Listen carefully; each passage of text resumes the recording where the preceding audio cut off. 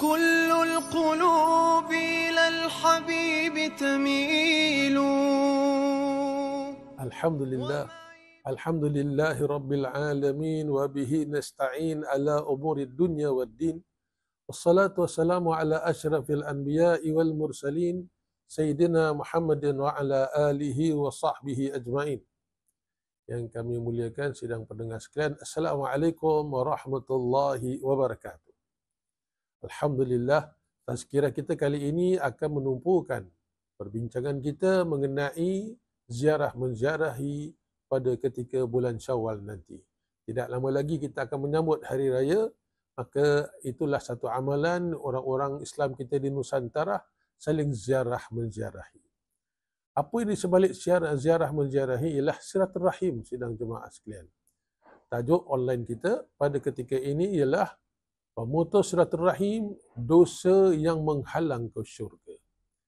Sidang pendengar sekalian, dalam surah Muhammad ayat 21 dan 22, Allah SWT melaknati orang-orang yang memutuskan hubungan silaturahim. Dalam hadis lain pula mafhumnya, tidak akan masuk syurga orang yang memutuskan silaturahim. Hadis riwayat Muslim. Dalam hadis yang lain pula, barang siapa yang ingin diluaskan rezekinya, dipanjangkan usianya, maka hendaklah dia menyambung silaturahim atau menyambung hubungan persaudaraannya. Sidang pendengar sekalian, ketika ini dewasa ini sangat-sangat penting bersilaturahim.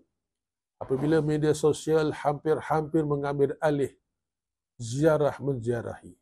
Orang-orang dahulu tidak ada media sosial, tapi sifat dan rajin ziarah menziarahi mengalahkan kita hari ini.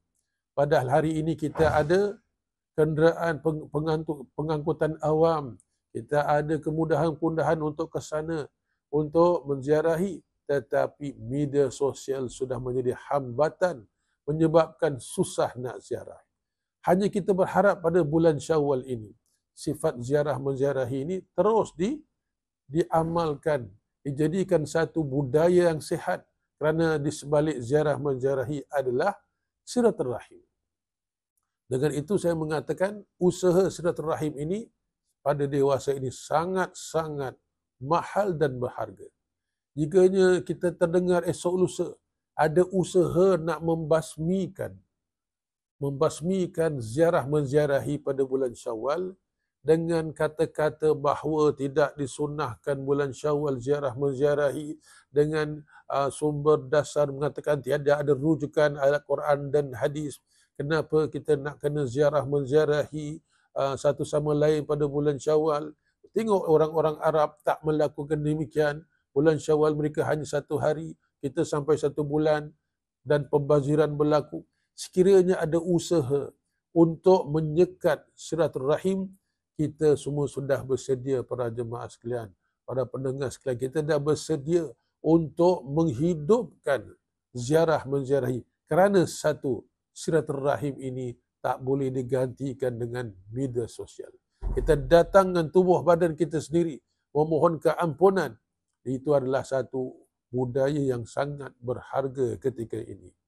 Jadi, perbincangan kita beramai-ramai adalah untuk menyiapkan diri, untuk terus menghidupkan budaya ziarah menziarahi.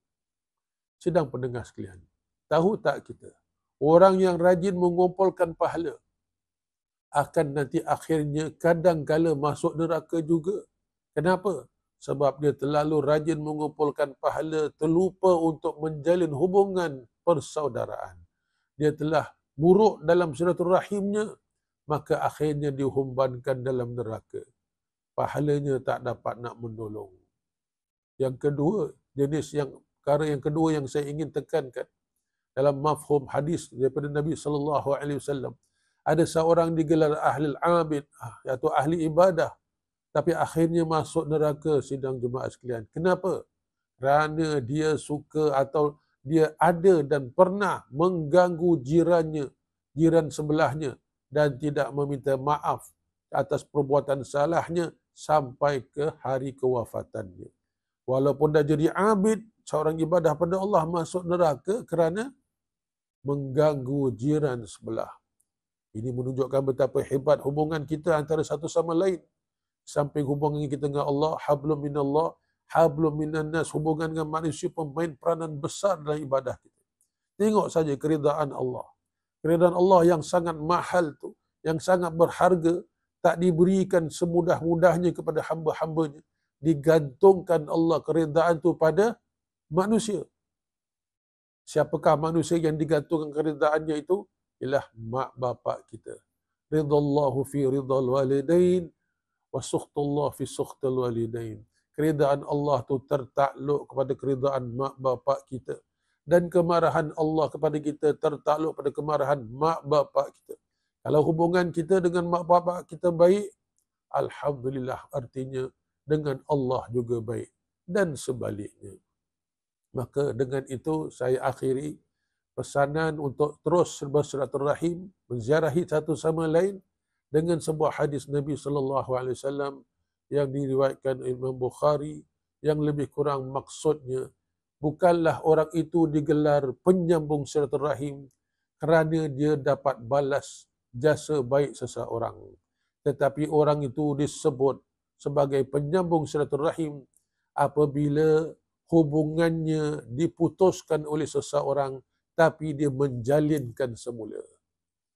Sedang pendengar sekalian, kita faham kalau orang memberi hadiah, kita hadiahkan balik. Orang memberikan makanan, kita mengisikan tapuihnya atau mangkuknya kembali kepada jiran tersebut sebagai satu silaturahim.